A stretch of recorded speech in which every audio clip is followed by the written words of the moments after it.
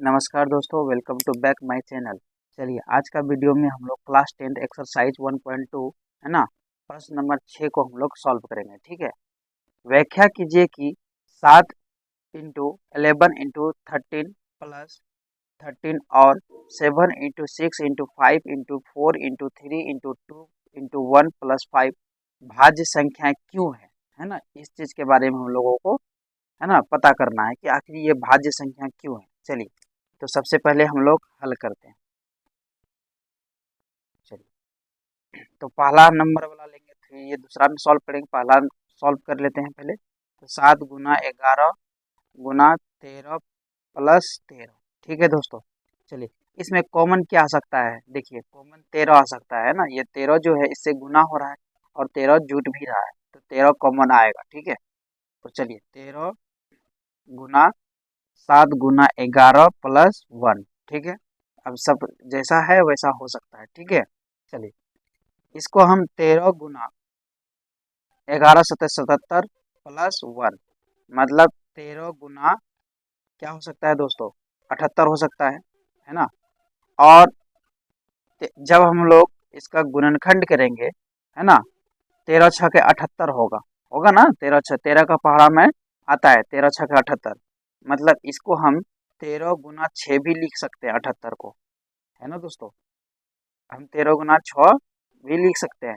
इससे हमको ये पता चलता है, इससे हमको ये पता चलता है कि देखिए एक से भी विभाजित हो सकता है, अभाज्य भाज्य गुणनखंड हो सकता है ना। फिर 13 से भी हो सकता है, फिर है ना 6 से भी, 13 छः 78, 6 से भी हो सकता है।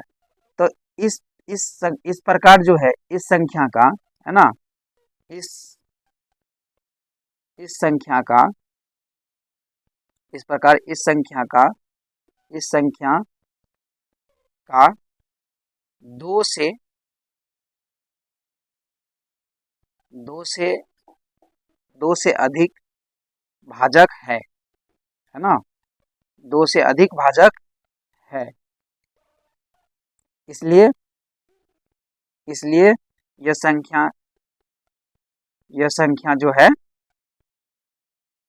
इसलिए यह संख्या जो है भाज्य संख्या है, भाज्य संख्या है। ठीक है दोस्तों, हो गया। ये था हमारा पहला। चलिए अब दूसरा, अब हम लोग दूसरा की तरफ चलते हैं। ठीक है,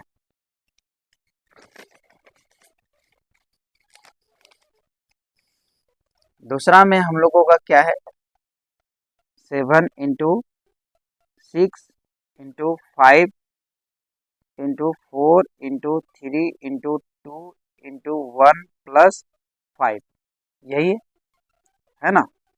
दूसरा में हमारा यही। चलिए इसको हम लोग सॉल्व करते हैं, हल करते हैं। ठीक है, इसको हम क्या करेंगे, हल करेंगे। चलिए इसमें कॉमन क्या आ सकता है, ध्यान दीजिए। इसमें कॉमन 5 आ सकता है, प्लस में भी 5 है और इंटू में भी, तो 5 कॉमन आएगा। ठीक है, 5 इंटू, देखिए 7 into 6 into 4 into 3 into 2 into 1 plus 1, ये हो सकता है। ठीक है, चलिए अब इसको जो है हम लोग क्या करेंगे, सॉल्व करेंगे।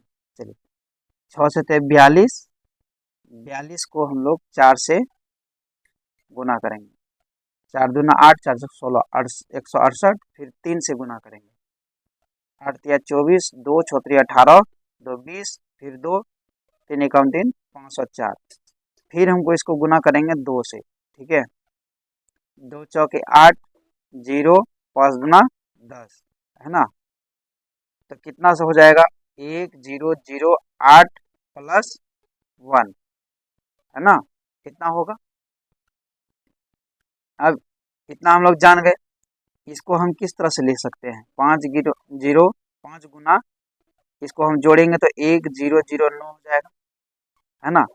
तो इस प्रकार जो है ना, इस प्रकार हम देख क्या रहे हैं कि इसका भी क्या हो सकता है, कि इसका भी क्या हो सकता है, अनेक मतलब कि इस संख्या के भी 2 से अधिक भाजक हो सकता है ना। इस संख्या के भी 2 से अधिक भाजक हो सकता है। ठीक है, तो हम इसी चीज को हम लोग क्या करेंगे, लिख लेंगे। इस संख्या के दो से अधिक भाजक है, दो से अधिक भाजक है। ठीक है, इसलिए यह संख्या भाज्य संख्या है ना, भाज्य संख्या नाम मांग रहा था। ठीक है, तो ये हमारा हो गया सॉल्व, पूरे कंप्लीट। ठीक है दोस्तों, ये हमारा पहला है, और ये हमारा पहला था, और ये हमारा दूसरा। ठीक है, उम्मीद है कि आपको समझ में आ गया होगा, और हमारा वीडियो को लाइक कीजिए, शेयर कीजिए, और चैनल को सब्सक्राइब करना ना भूलिएगा दोस्तों।